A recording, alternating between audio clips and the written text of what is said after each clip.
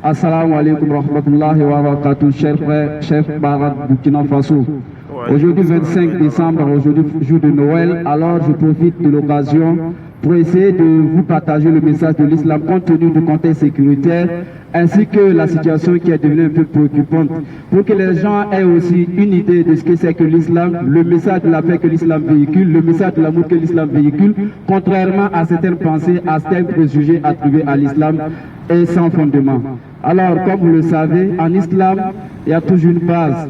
La base de l'islam, c'est le Coran ainsi que la sunna, les traditions du prophète alayhi salatu wa salam. Alors, chers parents burkinabés, nous savons très bien et on est tous convenus que tout ce qui se passe dans le Sahel, ainsi que les crises, ainsi que les crimes qui sont commis, les exactions, n'ont aucun rapport avec l'islam. N'ont aucun rapport avec l'islam et ne répondent à aucune idéologie islamique. Ça fait environ 2 mois que je suis dans les artères du Burkina de Ouagadougou, voilà, particulièrement en train de pousser ce message. Alors, mais avant, je ne le faisais pas sur les réseaux sociaux. Aujourd'hui, j'ai décidé de le faire et de le mettre sur les réseaux sociaux afin que, pour ceux qui ne l'ont pas encore compris, pour ceux encore qui tiennent le discours de la haine à l'égard de l'islam, puissent comprendre que tout ce qui se passe n'a aucun rapport avec l'islam.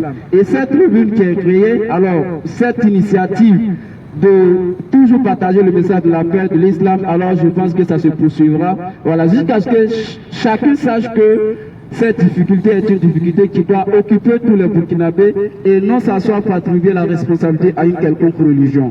Alors, comme vous le savez, je parlais tantôt, qui est le prophète alayhi salatu wa salam? Le prophète alayhi salatu wa salam a fait son avènement et son apparition, ça fait aujourd'hui 1443 ans. Et durant les 1443 ans, nous connaissons ce début, le début de sa prophétie, comment ça a été difficile, comment il y a eu des problèmes avec ses concitoyens, mais quoi, comment il a été chassé de la Mecque, ainsi que le jusqu'à aujourd'hui, tout ce qui s'est passé. Le prophète alayhi salatu wa salam, c'est le prophète de la miséricorde, le prophète de l'amour, du message de la paix. Et quand il est venu, Allah l'a même qualifié dans la sourate 21, verset 107, et nous ne t'avons envoyé qu'en tant que miséricorde à toute l'humanité. Alors, cette qualité du prophète, cette qualité de l'islam qui a été véhiculée depuis 1443 ans ici, nous vivons en paix, nous vivons en paix avec nos frères qui ne sont pas musulmans. Alors, l'islam ne fait aucune distinction de race, puisque l'islam est contre la ségrégation ainsi que le clivage. L'islam, ce qui est recherché en l'islam, c'est la stabilité, la paix, que chacun puisse accomplir sa religion.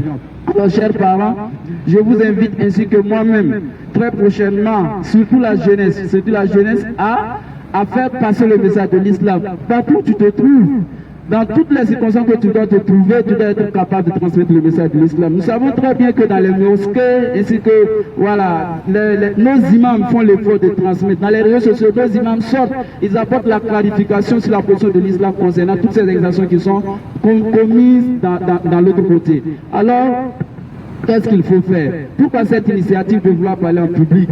Alors, contrairement à ce qui se fait ailleurs, qui se passe toujours comme un débat interreligieux, notre initiative, notre volonté, c'est de pouvoir rassembler les jeunes, de nous rassembler et d'échanger au fur et à mesure, que tu sois musulman ou non, pour qu'on puisse au moins savoir quelle est la responsabilité des musulmans face à ces exactions. Parce que nous savons très bien qu'il n'y a aucun verset coranique, ni aucun hadith du prophète qui justifie toutes ces exactions qui sont commises. Alors dans ce cas, j'invite moi-même ainsi que tous les frères musulmans, et moi, en rappel au passage, j'étais un ancien chrétien converti à l'islam. Et c'est le message de l'amour de l'islam, sa véracité, alors qui a fait que comme moi, il y en a plein au Burkina aussi qui ont accepté d'embrasser l'islam. Et en embrassant l'islam, ils n'ont pas embrassé l'islam à coups d'épée, ni aussi à coups de fusil. C'est par amour, c'est par connaissance, c'est par sagesse. Et après recherche, ils ont vu que le message de l'islam véhicule la paix. Alors je vais vous prendre le Coran et puis essayer qu'on lise ensemble. Comment est-ce que le prophète alayhi salatu wa salam, comme je le disais tout à l'heure, alors c'est la sourate, on va lire la sourate 21, verset 107.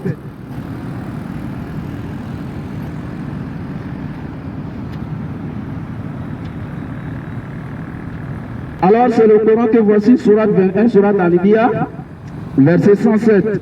وَمَا أَرْسَلْنَاكَ إِلَّا رَحْمَةً لِلْعَالَمِينَ. Et nous ne t'avons envoyé qu'en miséricorde pour les mondes. Alors ça, c'est Allah qui qualifie son prophète en tant que miséricorde. Le prophète n'a pas été uniquement envoyé aux humains, il a été envoyé à tous les mondes. Et quand on dit monde ici, ça concerne l'univers. Et c'est le prophète qui a donné le droit des animaux, le droit de tout le monde, que tu sois musulman ou pas, l'islam t'a donné ton droit. Alors c'est le droit de tout concitoyen burkinabé, de tout citoyen burkinabé, de pouvoir suivre sa religion tranquillement sans être dérangé. Mais tout ce qui se passe de l'autre côté, nous ne trouvons pas de justificatif. Malheureusement, dans notre Coran, nous savons très bien qu'à l'époque, à l'aube de l'islam, il y a eu ce qu'on appelle la défense légitime. Et la défense légitime, à l'époque du prophète, ce n'était pas les musulmans qui partaient en premier, mais ils se défendaient quand ils sont attaqués. Mais aujourd'hui, nous ne sommes plus dans ce contexte. C'est un contexte qui était spatio-temporel, mais qui est passé. Aujourd'hui, ce qu'il faut faire, c'est de transmettre le message de la paix, le message de l'amour que véhicule l'islam. Voici le Coran que voici. Je sais qu'il y en a beaucoup ici qui, quand ils sont dans les maisons, quand ils se rassemblent, quand on aborde automatiquement le terrorisme ainsi que les exactions qui sont commises, les gens ramènent le débat avec le Coran. Les gens ramènent le débat avec l'islam. Et malheureusement, il n'y a aucun rapport entre le Coran et le djihadisme. Il n'y a aucun rapport entre l'islam et le terrorisme. Chers parents, nous vous demandons de nous rejoindre, que tu sois musulman, jeune, converti ou pas, afin qu'on passe le message publiquement. Et s'il y a possibilité entre les jeunes, qu'on échange, qu'on se pose des questions, qu'on apporte les clarifications et qu'on apporte la lumière sur toutes ces choses. Parce que nous savons que ceux qui grossissent le rang des terroristes, malheureusement, ce ne sont pas des vieux. La plupart du temps, ce sont des jeunes. On tue chaque jour et chaque jour, leur rang ne fait que grossir. Alors, c'est qu'il y a un problème au niveau psychologique, au niveau de la compréhension de la religion, au niveau du dogme, et c'est pour cela que nous lançons cette initiative. Et nous demandons aux musulmans, aux frères, surtout à la jeunesse, voilà, de venir ensemble. On va essayer d'échanger, alors pour que certains préjugés ainsi que certaines croyances puissent être émancipées, alors pour qu'on puisse enlever certaines allégations dans l'esprit des gens. Parce que c'est la mauvaise compréhension souvent qui fait qu'on peut attribuer telle action à telle religion ou qu'on peut agir en pensant bien agir. Or, malheureusement, il n'y a pas de fondement. Chers parents, ce qu'il faut dire aussi, c'est que à l'instar de tous les prophètes, le prophète alayhi salatu wa salam est venu lui aussi avec un message divin. Et le message divin qu'il a apporté, c'est la croyance et l'adoration de Dieu unique. De Dieu unique et de donner à Dieu son droit, l'adoration. Et malheureusement, quand on évoque le prophète alayhi salatu wa salam, quand on évoque l'islam, toujours je le dis, les gens ont une mauvaise appréciation de sa personnalité. Et lui collent souvent des étiquettes qui ne sont pas à la hauteur de sa personnalité. Chers parents, chers frères jeunes, il est temps maintenant que nous lançons le débat. Que nous lançons le débat et que nous essayons de nous apporter la lumière. Ce n'est pas les vieux qui vont toujours venir nous dire ce qu'il faut faire. Nous aussi on est jeunes, on peut apporter, on peut contribuer moralement et de façon idéologique aussi, ce qui peut amener les jeunes comme nous, voilà, tout le monde alors à se rapprocher, à se souder pour qu'on sache exactement que le combat c'est le combat de tout le monde. Aujourd'hui il n'y a que la plupart du temps des imams, ce sont les responsables de la mosquée, toujours qui sont dans les réseaux sociaux, qui sont dans les mosquées et qui sont en train d'expliquer. Aujourd'hui, je pense que nous aussi, jeunes, il est temps qu'on mette aussi notre main dans notre pied dedans et qu'on essaie, voilà, d'apporter et d'échanger. Et pour ajouter quelque chose, c'est que cette initiative n'a aucune teinture d'intérêt religieux. Pour l'instant, non. Voilà, même si dans l'évolution des choses, ça peut arriver, mais pour l'instant, ce qu'on veut, c'est que les jeunes se regroupent. Voilà, se regroupent par centaines et qui se échangent. Voilà, qui échangent sur l'islam. Puisqu'aujourd'hui, il y a des intellectuels, il y a beaucoup d'étudiants, il y a tout le monde qui est là et qui ne savent toujours pas quelle est la responsabilité de l'islam. Quelle est la position de l'islam face à ces choses.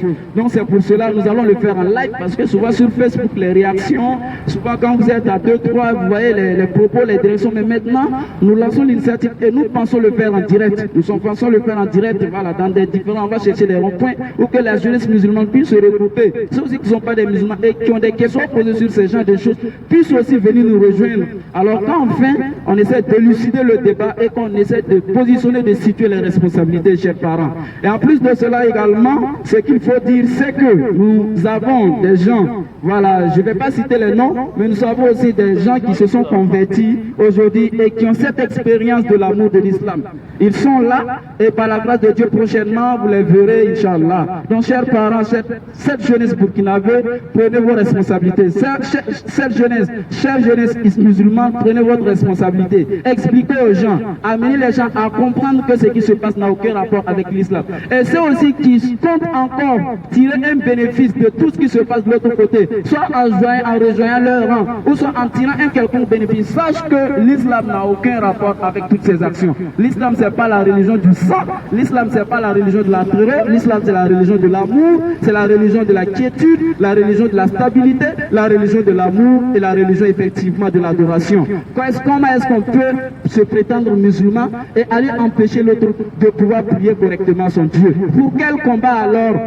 Quel est l'intérêt alors de ce combat? Quel est l'intérêt alors de ce combat si vous empêchez les gens de pouvoir adorer correctement leur Seigneur? Alors, chers parents, je le fais en français parce que je sais que la plupart du temps, ceux qui s'adressent à ce débat sont pour la plupart du temps des intellectuels. Parce que les ignorants, ils ne se lancent pas très tôt, très vite dans ces genres de jeux. Maintenant, cette initiative qui est lancée, ici je suis à Kosoro, au rond-point de Kosoro, voilà, nous allons essayer tant que possible, si on n'a pas été empêché, puisque c'est un bien pour la jeunesse et c'est un bien également pour notre pays, si on n'a pas été empêché, au fur et à mesure dans la semaine, nous allons organiser des rencontres, des lieux, ce genre de choses, pour que la jeunesse se rencontre, pour que les musulmans eux-mêmes se rencontrent, pour qu'on puisse échanger, pour qu'on puisse en débattre et qu'on puisse expliquer, puisqu'il y a des gens jusqu'à présent qui ont une très mauvaise compréhension des versets coraniques et des hadiths. Au fur et à mesure, s'il faut même inviter certains de nos savants pour venir apporter la lumière en public, parce qu'on en a marre sur les réseaux sociaux, sur YouTube, on a l'impression que les gens ne suivent pas. Donc en public, face à face, en live, regroupé,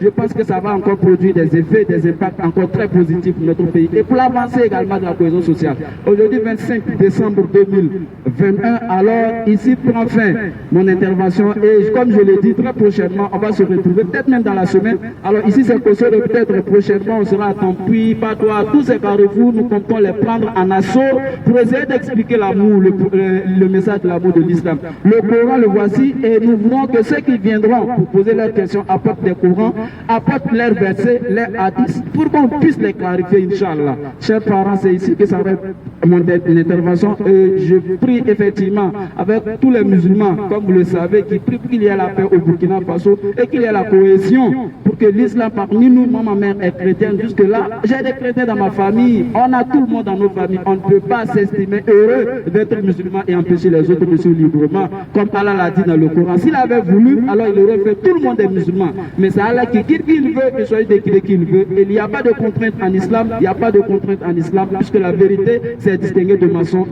et c'est suffisamment là que je vais m'arrêter. Sur ce, assalamu alaikum wa rahmatullahi wa barakatuh. Wa alaikum salam wa rahmatullahi wa barakatuh.